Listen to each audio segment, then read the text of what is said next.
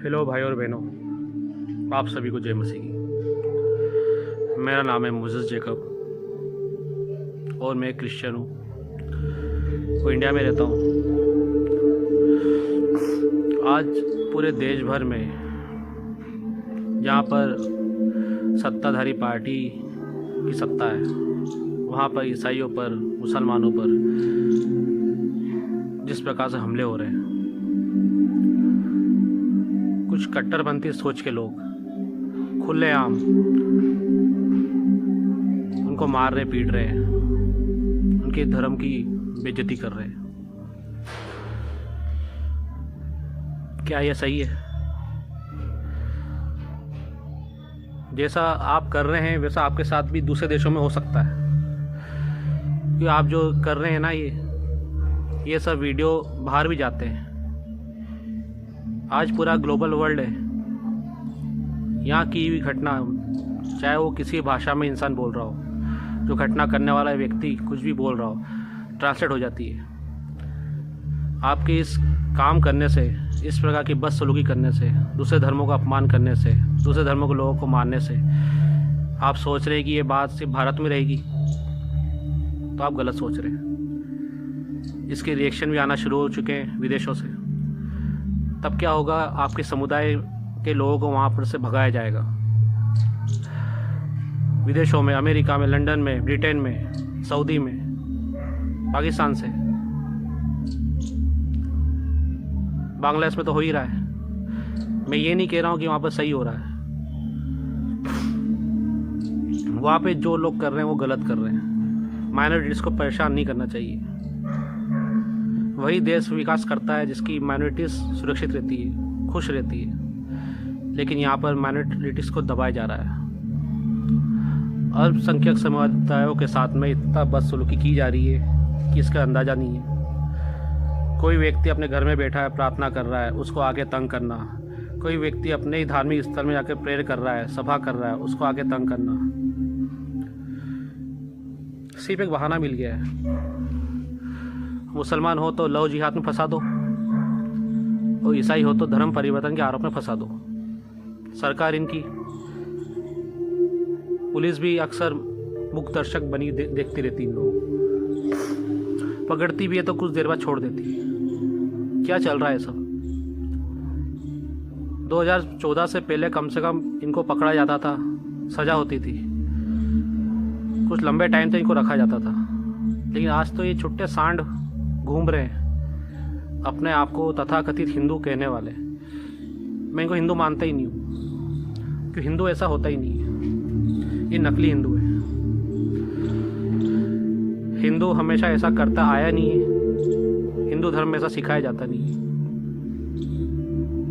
मेरे बहुत सारे दोस्त हिंदू थे और हिंदू हैं, लेकिन उनकी ऐसी सोच है ही नहीं।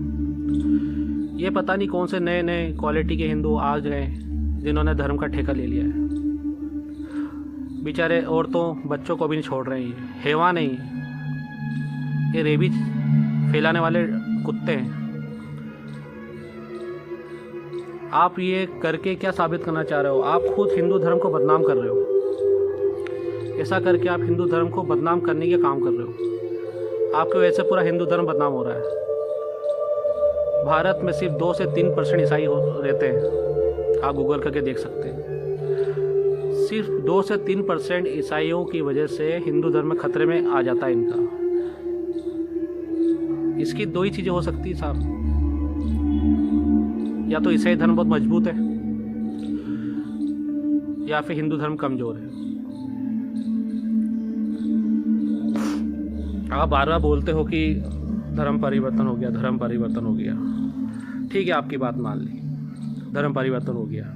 मैंने आपको बाइबल पढ़ के सुना दी, चलो ठीक है। अगर आप भगवादारियों को एक बार बाइबल पढ़ के सुना दिया जाए तो आपका धर्म परिवर्तन हो जाएगा? कुछ ज्ञान है बाइबल का या नहीं है? आपको अपने धर्म का ज्ञान नहीं है और आप ईसाइयों पर, बाइबल पर अपमानजनक टिप्पणी करते हो। पहले अपने धर्म का ज्ञान तो ले लो कि आपके धर्म के अंदर मूर्ति पूजा करना मना है, तो भी आप मूर्ति पूजा करते हो। आप चारों वेदों की बात करते हो ना, उन्हीं में से यजुर्वेद में लिखा हुआ है मूर्ति पूजा करना मना है। तो भी आप करते हो। धर्म का अपमान तो आप कर रहे हो। इस देश में ईसाइयों का योगदान पूरा विश्व जानता है। शिक्षा के क्षेत्र में देखो, स्वास्थ्य के क्षेत्र में देखो, हिंदू धर्म का विरोध कभी ईसाइयों ने करा ही नहीं। जिन लोगों को आप तिरस्कार करके घर से निकाल दिया करते थे, जिन लोगों के साथ बदसलूकी करते थे, जिन लोगों को आप अपनी बराबर का नहीं मानते थे,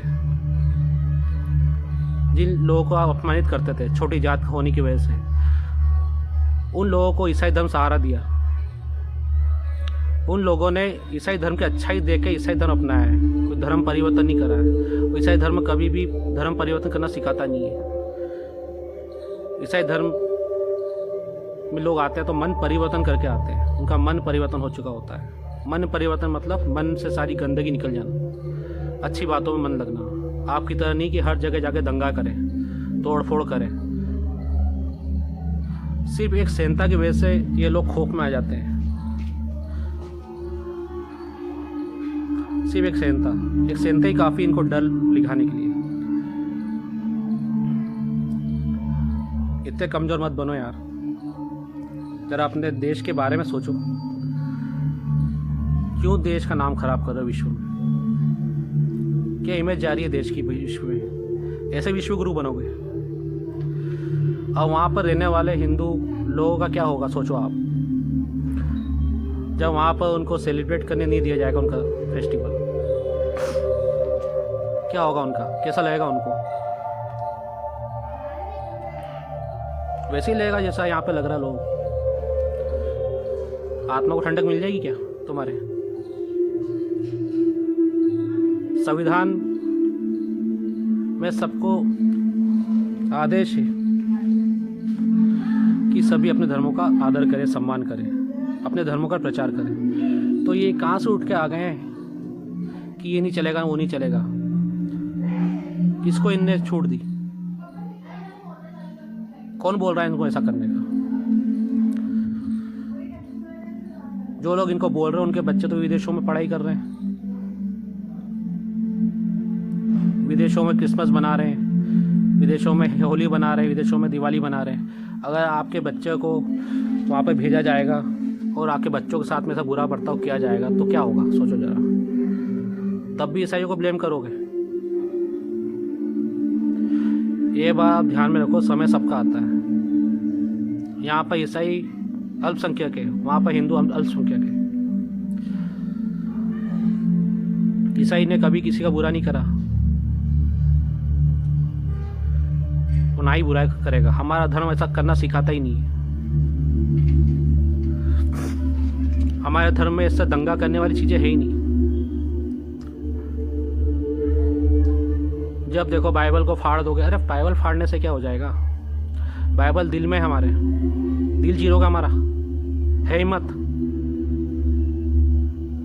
बाइबल फाड़ के रखोगे, बाइबल जला दोगे, बेचारे दलित लोगों को परेशान करोगे। अरे इतनी फिक्र है तुमको उनको हिंदू बनाना चाहते हो ना वापस। वो अपनी इच्छा से ईसाई नहीं बने, तुम लोगों ने तिरस्कार करा उनका, इसलिए वो ईसाई बने। और अपने घर में प्रार्थना दुआ करें तो उनमें तुमको जलन हो रही है। कोई दलित घोड़ी चढ़ जाता है तो उसको उतारेंगे, उसका मारपीट करेंगे। अरे क्यों? घोड़ी तुम्हारी इज्जतदार लगती है? अरे शर्म करो, जरा शर्म करो बेशर्मो। कुछ काम धंधा नहीं दिया सरकार ने तुमको देख के लगता है कि कितने बड़े बेरोजगार हो तुम लोग। 5 किलो राशन और 2 रुपये दिहाड़ी में बिकने वाले साले। जरा शर्म कर लो, अपने परिवार के बारे में सोचो जरा। किसी मॉल में जाके तोड़ फोड़ करेंगे, किसी के घर में जाके तोड़ फोड़ करेंगे। अरे किसने हक दिया तुमको? एक लिमिट तक सहन किया जाता किसी चीज़ को। अगर वो सहनशीलता से ऊपर हो जाती ना, फिर समझ जाओ क्या होता है। फिर मेरा धर्म ऐसा करने की इजाज़त मेरे को कभी देता नहीं, इसलिए शांति की अपील करता हूँ मैं कि अपने आप को बदलो, हिंदू धर्म को बदनाम मत करो। तुम्हारी वजह से पूरे विश्व में हिंदू धर्म बदनाम हो रहा है और ईसाई धर्म का नाम ऊंचा हो रहा है। ये बात भूलो मत। आए दिन मुसलमानों के ऊपर भी तुम चढ़ जाओगे, उनके मज़ारों पर, उनकी मस्जिद पर तुम तोड़ फोड़ करोगे। अरे किसने हक दिया तुमको? ये देश संविधान से चलेगा, सभी धर्म एक समान है यहाँ पर,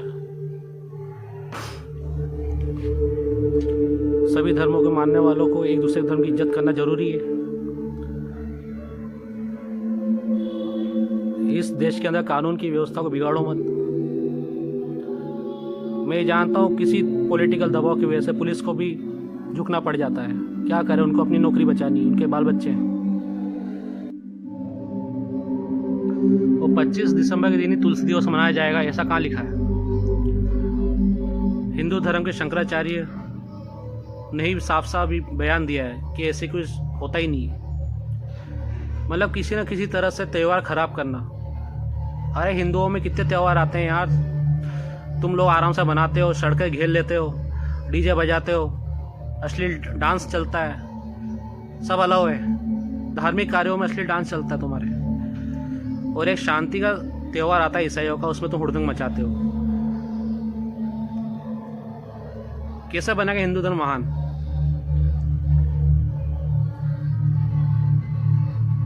मुझे गर्व है अपने ईसाई होने पर कि मैं ईसाई हूं। मेरा धर्म मुझको ऐसा करना नहीं सिखाता।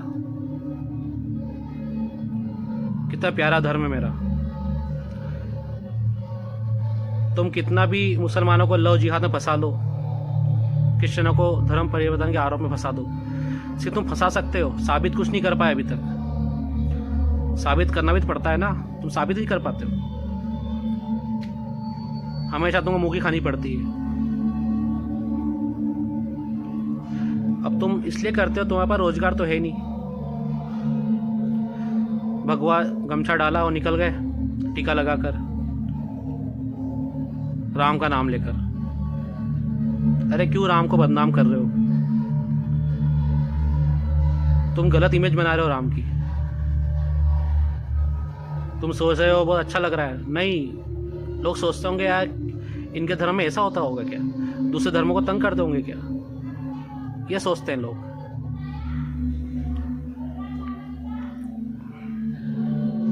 एक लिमिट तक सहन किया जाता है, जब लिमिट ऊपर हो जाती है ना, फिर कुछ नहीं देखा जाता। फिर 2% ईसाई हैं इस देश में, वो तुम पर भारी हैं, इसका मतलब ये साबित होता है। तुम 80% होने के बाद भी ईसाइयों को दबाने की कोशिश कर रहे हो, मतलब तुम डरते हो। और 2% ईसाई में इतना दम है कि वो टिके हुए हैं, अपने धर्म का फ्री पालन कर रहे हैं तुम्हारे डराने के बावजूद भी। ये है मजबूती। सभी ईसाई भाई बहनों से अपील करूंगा कि आप सब एकजुट रहें, किसी प्रकार के मतभेद में ना पड़ें, अपने त्यौहार को आनंद से बनाएं। इनका न्याय तो ऊपर वाला करेगा, न्याय जरूर होगा। वैसे भी 2014 के बाद से देश बर्बादी की ओर ही बढ़ रहा है, तो आबाद तो हो नहीं रहा है। सबके सद्भाव मिले, सद्बुद्धि मिले, ये कामना करता हूँ मैं। इस देश को बचाया जा सके इस धार्मिक बदनामी से।